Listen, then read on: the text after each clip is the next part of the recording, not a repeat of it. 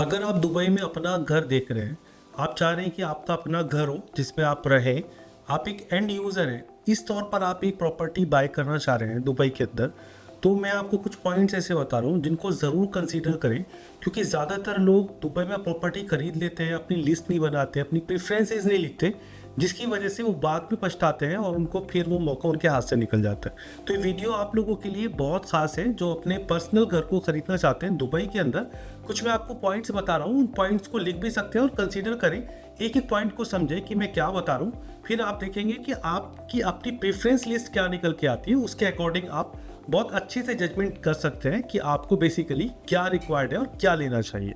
Video शुरू करने से पहले आपसे दरखास्त करूंगा, अगर आप हमारे चैनल पर नए हैं तो प्लीज़ चैनल को सब्सक्राइब कर लें, बेल आइकन को दबा लें, जिससे आने वाली हर एक नई अपडेट आप तक इजीली पहुंचती रहे। ऐसी दुबई रियल एस्टेट से रिलेटेड मैं इन्फॉर्मेटिव वीडियोस आपके लिए बनाते रहता हूं और रेगुलर बनाता रहूँ। देखिए, सबसे इंपॉर्टेंट चीज़ जो है वो आपको अपना बजट फिक्स करना है। अगर आप एक बिजनेसमैन हैं या आप एम्प्लॉय हैं तो आपको चेक करना पड़ेगा कि आपका बजट बेसिकली अपना घर खरीदने के लिए कितना है। वो आपको एईडी में काउंट करना पड़ेगा, यानी दिरहम के अंदर काउंट करना पड़ेगा। जो भी आप करेंसी यूज़ करते हैं या जो भी आपकी करेंसी है आपकी कंट्री की, उसको कन्वर्ट करें एईडी में, दिरहम के अंदर, फिर अपना बजट सिलेक्ट करें। अब देखो, एक मैं छोटा सा एक आपको बताता हूँ। ऑलमोस्ट यहाँ पर 4 लाख दिरहम से प्रॉपर्टी स्टार्ट हो जाती है और मिलियंस में जाती है।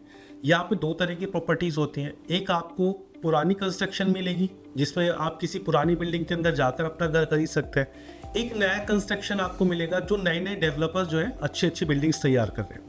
अब न्यू कंस्ट्रक्शन में भी 2 तरह की प्रॉपर्टीज़ हैं। कुछ प्रॉपर्टीज़ ऐसे भी होती हैं जिसमें आप मूव करने के बाद भी उसका पे करते रहते हैं, यानी एक इंस्टॉलमेंट आपको देना पड़ता है।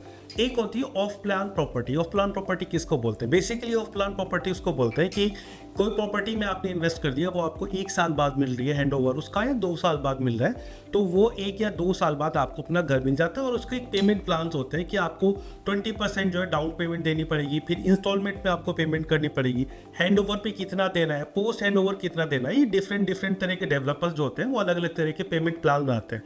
तो आपको बेसिकली बजट फिक्स करना है, पेमेंट प्लान अपने हिसाब से कंसीडर करना है कि आप इजीली उस पेमेंट प्लान को दे सकते हैं, पूरा कर सकते हैं। अब दूसरी बहुत इंपॉर्टेंट चीज़ आती है कि आपको लोकेशन अपनी डिसाइड करनी पड़ेगी। लोकेशन डिसाइड करने के फैक्टर्स क्या क्या है, इस पे गौर करें।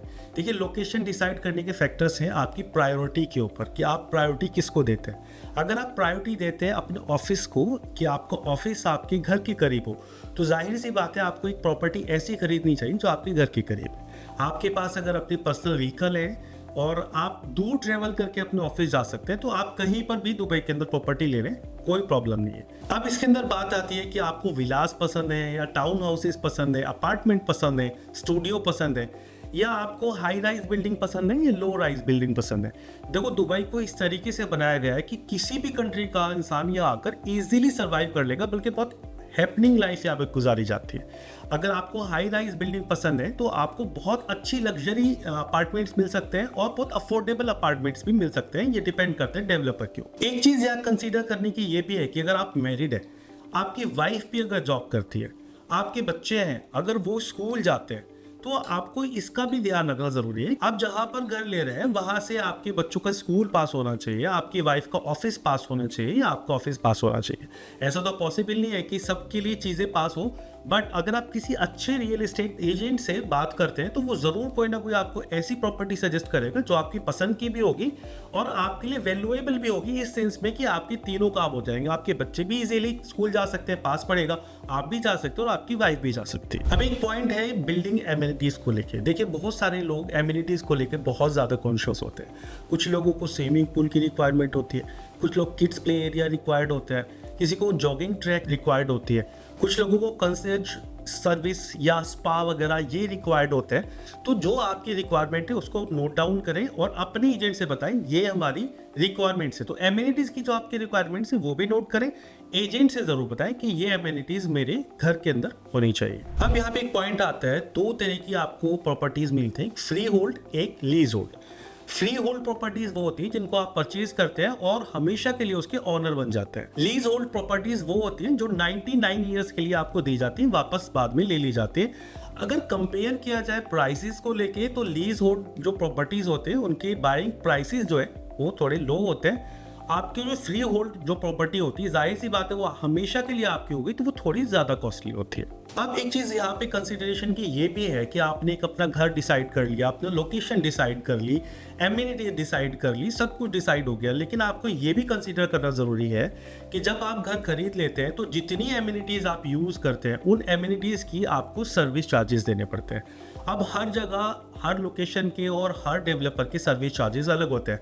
आपने घर खरीद लिया, पे कर दिया, अब आपको मंथली जो है सर्विस चार्जेस देने होते हैं। ये सर्विस चार्जेस वेरी करते हैं 10 दिरहम से लेकर 30 दिरहम पर स्क्वायर फीट के हिसाब से। एक पॉइंट है कि आपको कुछ हिडन कॉस्ट भी पे करनी पड़ती है जो आपको नहीं पता होती, आप जब खरीद रहे होते हैं तब आपको पता चलती है।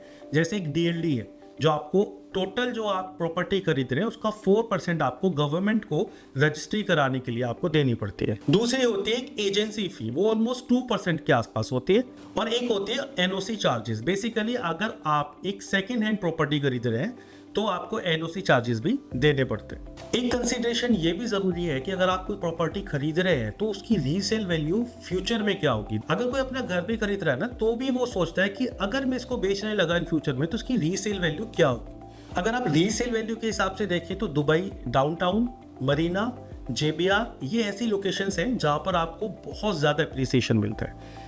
अगर आप एक लॉन्ग टर्म इन्वेस्टमेंट के हिसाब से देखें तो दुबई साउथ हो गया या अल-फुरजान का जो इलाका है, ये इलाके बहुत अच्छे हैं आपको लॉन्ग टर्म अगर इन्वेस्ट करते हैं और आप रहते भी रहे और आपकी प्रॉपर्टी का काफ़ी अच्छा आपको अप्रिसिएशन मिलता है। अब बात आती है कि सारी चीज़ें फाइनल हो गई, आप प्रॉपर्टी खरीदने के लिए जा रहे हैं, प्रॉपर्टी के लिए आपने पे भी कर दिया है, तो कुछ लीगल रिक्वायरमेंट्स होती हैं। जैसे आप पे कर रहे हैं तो आपको पे करने के साथ साथ 4% DLD देना पड़ेगा। जब आप DLD पे कर देते हैं तो आपको उसके फ़ौरन बाद एक SPA मिलता है जिसको बोलते हैं सेल्स परचेज एग्रीमेंट। ये मिलने के बाद ये चीज़ श्योर हो जाती है कि आपकी प्रॉपर्टी हो गई, लेकिन एक प्रॉपर डॉक्यूमेंट होता है जिसको उकूद बोलते हैं, वो ऑलमोस्ट SPA के 2-3 महीने बाद आपको दिया जाता है। तो ये कुछ कंसिडरेशन वाले पॉइंट्स थे जो कि मुझे आपको बताना बहुत ज़रूरी थे। ज़्यादातर लोग आके हमारे से इसी चीज़ के बारे में बोलते हैं कि हमने कोई ऐसी लिस्ट तैयार नहीं की जिसमें हमने अपनी प्रेफरेंस लिस्ट तैयार की हो, उसके हिसाब से प्रॉपर्टी बाय की। लोगों को प्रॉपर्टी बाय कर लेते हैं लेकिन बाद में परेशानी होती है। तो अगर आप ऐसी कोई प्रॉपर्टी बाय करने वाले हैं जिसमें आप रहना चाहते हैं तो आप ज़रूर इन पॉइंट्स को कंसीडर करें और अपनी प्रेफरेंस लिस्ट तैयार करें। अगर आपने अपनी प्रेफरेंस लिस्ट बना ली है तो आप अपने एजेंट के पास ज़रूर जाएं और एक ऐसे एजेंट के पास जाएं जो रेरा अप्रूव्ड हो, जिसके पास कार्ड हो रेरा का, ये आप ध्यान रखिएगा। तो दोस्तों एक ये स्टेप बाय स्टेप एक गाइड मैंने बनाई थी आप लोगों को अपना घर दुबई के अंदर खरीदने के लिए किन चीज़ों को कंसीडर करना चाहिए। वीडियो अच्छी लगी हो तो प्लीज़ लोगों के साथ शेयर करें, लाइक करें और चैनल को सब्सक्राइब करना बिल्कुल ना भूलें। Thank you so much.